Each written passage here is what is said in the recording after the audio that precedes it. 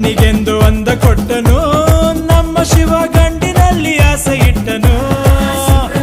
ಹೆಣ್ಣಿಗೆಂದು ಅಂದ ಕೊಟ್ಟನು ನಮ್ಮ ಶಿವ ಗಂಡಿನಲ್ಲಿ ಆಸೆ ಇಟ್ಟನು. ಹೆಣ್ಣು ಗಂಡು ಸೇರಿಕೊಂಡು ಯುದ್ಧವನ್ನು ಮಾಡುವಾಗ ಕಾಣದಂತೆ ಶಿವ ಕಾಣದಂತೆ ಮಾಯವಾದನು. ನಮ್ಮ ಶಿವ ಕೈಲಾಸ ಸೇರಿಕೊಂಡನು.